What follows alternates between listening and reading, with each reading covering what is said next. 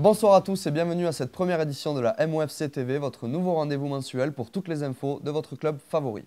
Au programme de l'émission, vous retrouverez des résultats et des analyses sportives, tout un tas d'infos exclusives sur le club, des invités, des surprises au cours de l'année et tout ce qui touche de près ou de loin à la MOFC. On va attaquer tout de suite avec notre expert sportif aujourd'hui, Hervé Chaton. Bonjour Hervé. Bonjour Patrick, Comment salut à tu vas? tous, ça va, merci. Alors, on va commencer avec le résultat de ces 3 premières journées de championnat avec les 4 équipes. Exactement. Alors, pour commencer, l'équipe 1 qui enregistre un départ assez encourageant. Oui, l'équipe 1 qui fait un très bon début de saison avec 2 victoires, dont celle contre Pancho dans le derby, 2-0, et Ça une fait défaite. L'équipe se trouve actuellement 3e avec 6 points, donc c'est un très bon début de saison. Oui. Donc, plutôt pas mal pour l'équipe C'est ça, 1. exactement. L'équipe 2 qui, elle, se cherche encore un peu, a eu des soucis. L'équipe 2, quant à elle, elle est sur 3 défaites, dont la dernière défaite 2-1 contre Barouergue. C'est la défaite la plus encourageante parce qu'avec des problèmes d'effectifs qu'on connaît, de licence, bon, l'équipe est malheureusement dernière avec 0 points, mais le meilleur reste à venir, je l'espère. Donc, rendez-vous aux licences et ça ira mieux. Exactement. L'équipe 3 qui, elle aussi, a eu quelques petits problèmes d'effectifs. C'est ça, l'équipe 3 qui avait très bien débuté la saison avec un nul lors de la première journée, mais malheureusement à la deuxième journée, un forfait est venu entacher cela et une défaite aussi à la troisième journée. Donc l'équipe est 9e avec 0 points, d'où le forfait a engendré un -1, donc l'équipe se retrouve avec 0 points. Mais bon, Malgré un nul, donc. c'est ça, exactement. C'est ça. Ok. Et donc, l'équipe 4 qui, elle, part sur une dynamique plutôt intéressante. Ben, l'équipe 4, c'est la bonne surprise de ce début de saison. Avec, même si elle a eu 2 défaites, elle vient de gagner donc, à la troisième journée 2-1 à domicile contre la Croix-Barèze, alors qu'ils étaient menés à la mi-temps. Donc c'est super pour eux. Ils sont 5e avec 3 points. Donc c'est un bon début de saison. Une belle pour eux. équipe qui Exactement. devrait faire une belle saison. C'est ça. Merci beaucoup Hervé pour toutes ces informations. On vous retrouve un petit peu plus tard. Et on va maintenant passer à l'actu du mois. Alors pour commencer, des nouvelles tenues pour une nouvelle équipe. La création d'un nouveau club oblige. Les nouvelles tenues ont été créées pour l'occasion. La couleur bleue ciel est à l'honneur pour les 4 équipes de la MOFC qui arborent des maillots de la marque Nike et seront sponsorisées par 3 différentes entreprises.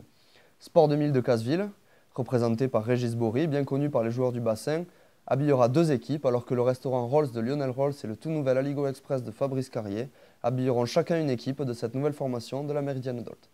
Merci à eux et pour plus d'informations, rendez-vous sur le Facebook du club.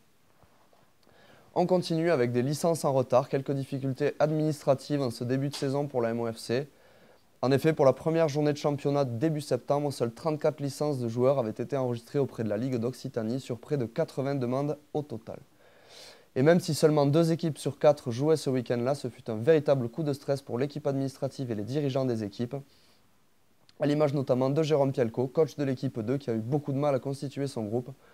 Pour le premier match de championnat, je le cite, « On a dû faire les fonds de tiroir. Si Alain Poujade avait été qualifié en tant que joueur, je l'aurais convoqué au vu du nombre de licenciés valides. » Tout semble être rentré dans l'ordre aujourd'hui et ce n'est qu'une question de jours avant que toutes les licences soient validées par la Ligue. On continue avec des ballons retrouvés après plusieurs années de disparition, découverts dans la haie du stade d'entraînement d'Almont-les-Jeunis par Joris Domergue, qui tendait le stade comme chaque semaine. Le joueur de la MOFC a donné de sa personne et a secouru 2 ballons bloqués depuis des années dans leur prison végétale. Des analyses poussées ont révélé que l'un des ballons était porté disparu depuis 2008. Une pétition afin d'installer un grillage ou un filet serait en train de circuler parmi les joueurs, à l'attention des dirigeants. Et enfin, on termine par une blessure dangereuse, celle de Sébastien Destruel, un des jeunes attaquants phares de la Méridienne Dolt, qui a subi un véritable choc lors de son match en équipe 1 contre l'ES Combes ce mois-ci. C'est lors d'un duel aérien que l'un des joueurs de Combes lui assène un coup irrégulier d'une rare violence. Résultat, une blessure ouverte sur le côté du crâne et une dizaine d'agrafes pour le jeune Destruel, qui est évidemment mis au repos pour une durée indéterminée. Son agresseur, quant à lui, n'a reçu aucune sanction. Et si je peux me permettre, Patrick, on souhaite un bon rétablissement à Sébastien Destruel et on espère le revoir très vite sur les terrains. Voilà, bon courage. Exactement, bon courage Sébastien. Et on enchaîne tout de suite avec l'invité du mois, qui est en fait 2 invités du mois, et pas des moindres puisqu'il s'agit des coprésidents du club, Lilian Grialou et Alain Aubréjac. Bonjour messieurs. Bienvenue dans notre émission. On va commencer par une petite présentation de chacun. Monsieur Grialou, un président qu'on connaît puisque ça fait 10 ans que vous êtes président ou coprésident de la Méridienne FC. Et également joueur avant ça et encore avant ça à l'US Almont. Donc bienvenue à vous. Monsieur Aubréjac, bonjour. Joueur de longue date de l'entente Port d'Agresse Saint-Martin, puis trésorier, vous avez d'ailleurs aidé à relever le club qui avait des difficultés à cette époque. Et vous avez ensuite été président quelques années avant la fusion qu'on connaît aujourd'hui. Donc également, bienvenue à vous. Alors messieurs, la question qu'on ne peut pas éviter, puisque l'entente est maintenant créée depuis quelques mois et marche, on en est à la 3e journée de championnat. Je voudrais vous demander quelles sont un petit peu vos premières sensations, vos premiers retours sur cette fusion, la vie au club. Comment ça va? Écoutez, oui, ça se passe, il fallait mettre les choses en place déjà. Durant l'été, on a tout mis, le bureau, responsable d'équipe, les licences. Enfin, voilà, c'est quand même un gros travail de réunion pendant l'été. Et après, aujourd'hui, il y a 4 équipes, donc c'est quand même assez lourd à gérer, il ne faut pas rêver. Donc, quelques petits problèmes d'effectifs au départ, Oui. surtout sur une journée. Et Alain, vas-y, si tu veux m'appuyer. Non, je reconnais quand même le professionnalisme de Lilian qui était habitué à avoir autant de licenciés. Parce que bon, nous, à Port d'Agresse, on était 25 licenciés, une équipe et demie, donc c'était beaucoup plus facile. Et alors là, maintenant, je trouve, bon, on peut faire un calendrier, même à titre personnel, on peut s'organiser et tout. Moi, je trouve ça c'est très bien. Quoi. Donc ça se passe bien, quoi. La mayonnaise, c'est une mayonnaise qui sera Super, à prendre. Voilà. Très bien, merci beaucoup à vous deux. On vous souhaite une bonne continuation et une longue vie à ce nouveau club. On va enchaîner tout de suite avec un petit quiz pour voir si vous avez bien suivi ce début de saison au sein du club. Alors, première question. Quels sont les noms des adjoints de Bruno Landes lors des entraînements? Christophe Varluzel. Oui. Patrick Bernard. Oui, exactement. Très bonne réponse. Christophe Varluzel et Patrick Bernard. Donc, on voit que vous êtes là aux entraînements, peut-être plus assidûment que certains joueurs. Seconde question. Contre quel club l'équipe 1 de la MOFC a-t-elle joué et remporté son premier match de championnat cette saison? Livignac, enfin, Pancho-Livignac, 2-0. 2-0. US Pancho-Livignac, tout à fait. Victoire 2-0, comme vous venez de le dire, exactement.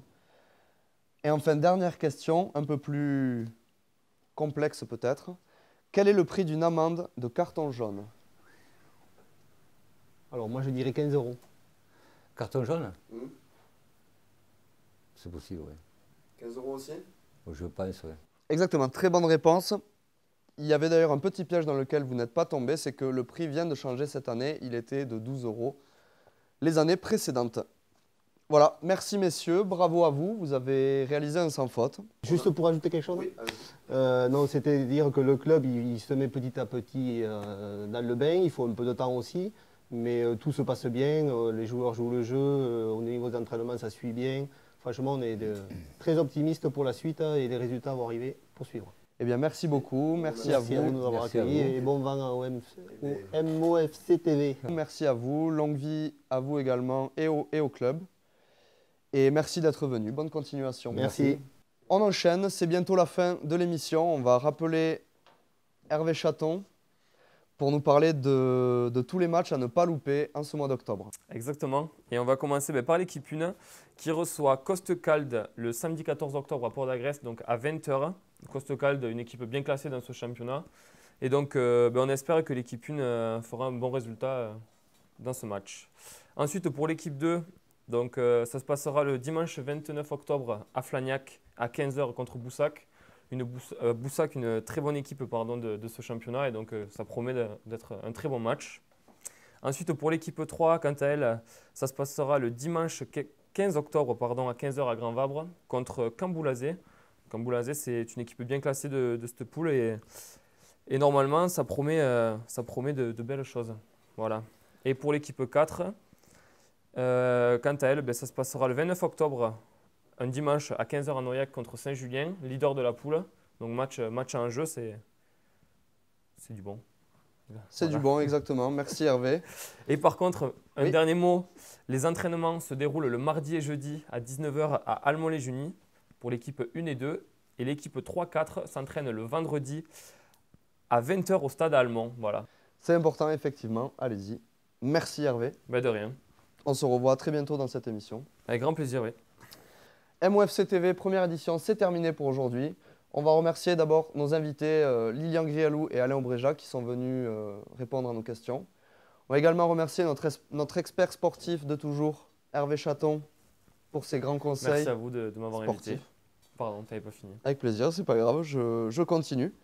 On va également remercier toute l'équipe technique qui est là pour nous seconder. Ce sont de grands professionnels et aussi Edmond qui nous a apporté des verres d'eau. Voilà, merci à vous d'avoir regardé. Si l'émission vous a plu, n'hésitez pas à vous abonner à notre chaîne YouTube et à suivre nos Facebook et Snapchat pour rester au cœur de l'actu MOFC.